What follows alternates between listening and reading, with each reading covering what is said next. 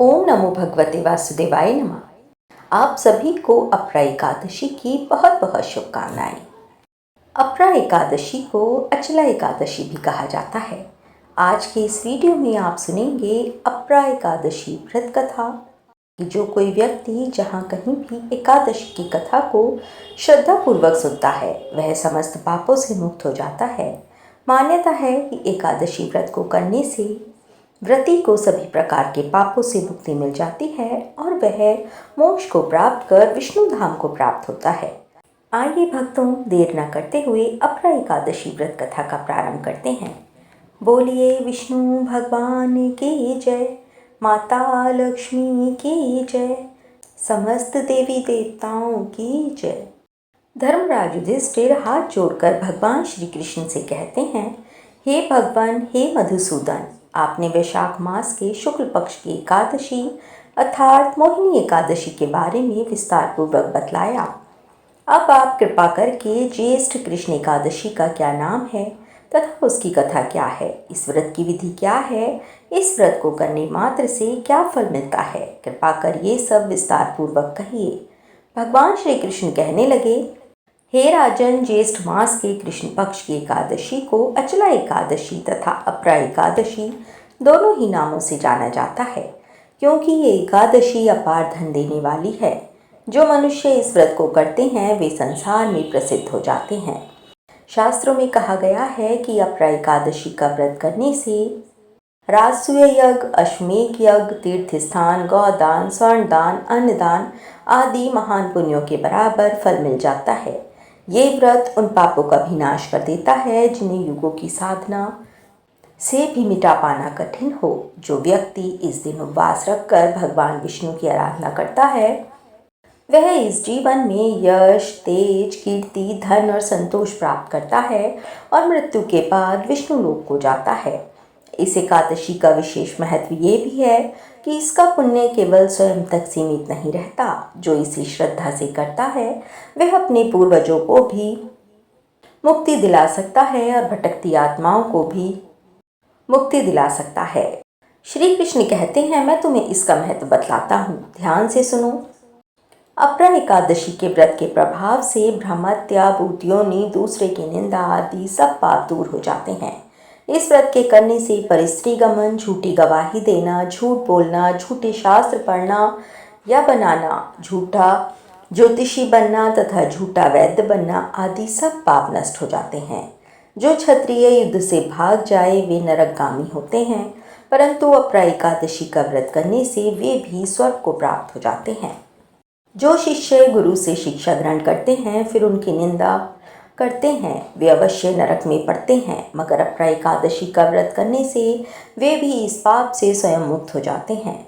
जो फल तीनों पुष्कर में कार्तिक पूर्णिमा को स्नान करने से या गंगा तट पर पितरों को पिंडदान करने से प्राप्त होता है वही अपरा एकादशी का व्रत करने से प्राप्त होता है। मकर के सूर्य में प्रयागराज के स्नान से, शिवरात्रि का व्रत करने से, सिंह राशि के बृहस्पति में गोमती नदी के स्नान से, कुंभ में केदारनाथ के दर्शन या बद्रीनाथ के दर्शन करने से, सूर्य ग्रहण में कुरुक्षेत्र के स्नान से, स्वर्ण दान करने से अथवा अर्धप्रसूता गौदान से जो फल मिलता है वही फल अपरा एकादशी के व्रत के प्रभाव से मिलता है। ये व्रत पाप रूपी वृक्ष को काटने के लिए कुल्हाड़ी है, पाप रूपी ईंधन को जलाने के लिए अग्नि है, पाप रूपी अंधकार को मिटाने के लिए सूर्य के समान है, मृगों को मारने के लिए सिंह के समान है। अतः मनुष्य को पापों से डरते हुए इस व्रत को अवश्य करना चाहिए। अपरा एकादशी का व्रत तथा भगवान का पूजन करने से मनुष्य सब पापों से छूटकर विष्णु लोक को जाता है। अब सुनो, इसकी पावन कथा आपको सुनाता हूँ। प्राचीन समय की बात है, महिध्वज नाम के एक महान राजा थे। अपने स्वभाव के अनुरूप ही राज्य किया करते थे और सशक्त राजा के शासन में सारी प्रजा भी सुखपूर्वक रह रही थी। वह बड़े ही धर्मात्मा थे। राजा महिध्वज का छोटा भाई वज्रध्वज क्रूर, अधर्मी और बड़ा अन्यायी था। वह अपने बड़े भाई से द्वेष और ईर्ष्या रखता था। उससे अपने बड़े भाई की प्रसिद्धि सही नहीं जा रही थी और इसी ईर्ष्या के चलते एक दिन उसने एक कुकर्म कर डाला। उसने अपने बड़े भाई महिध्वज की हत्या कर दी और इतना ही नहीं, उसके शव को एक जंगल में एक पीपल के पेड़ के नीचे गड्ढा करके दबा दिया। अकाल मृत्यु के कारण वह धर्मात्मा राजा प्रेत योनि में पड़ गया और उसी पीपल के पेड़ पर रहने लगा। वहाँ उत्पात मचाने लगा। एक दिन महर्षि धौम्य उधर से गुजरे। उन्होंने पेड़ पर प्रेत देखा और अपने तपोबल से उसकी सारी कहानी जान ली और उसके उत्पात का कारण भी समझ लिया। इसके बाद ऋषि ने उस प्रेत को पीपल के पेड़ से उतारा और परलोक विद्या का उपदेश दिया।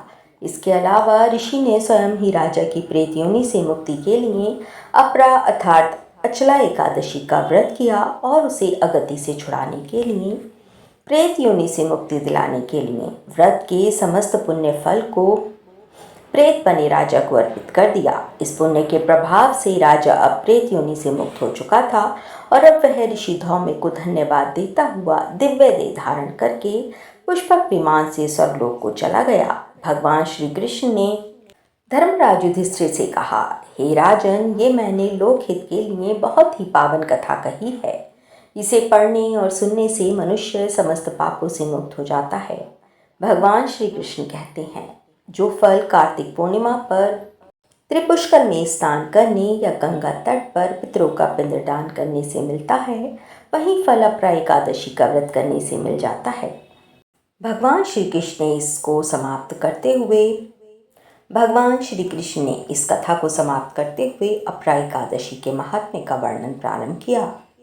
भगवान ने कहा, ज्येष्ठ मास के कृष्ण पक्ष में आने वाली इस अपरा एकादशी के पालन करने वाला व्यक्ति ऐसे जघन्य पापों से भी मुक्ति प्राप्त कर सकता है जो अत्यंत गंभीर होते हैं, जैसे कि भ्रूण हत्या, ब्रह्म हत्या, अनैतिक संबंध जैसे भयंकर पाप भी अपरा एकादशी के व्रत से नष्ट हो जाते हैं।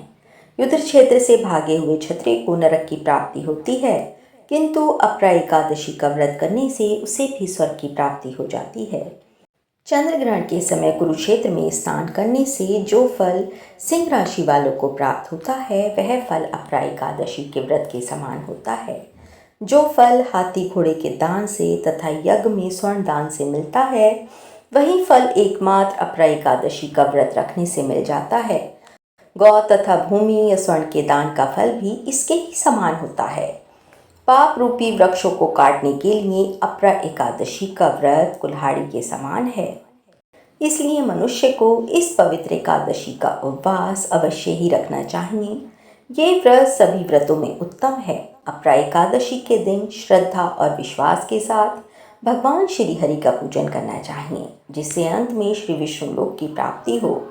भगवान श्री कृष्ण कहते हैं, युधिष्ठिर, मैंने ये अपरा एकादशी की कथा लोकहित के लिए कही है।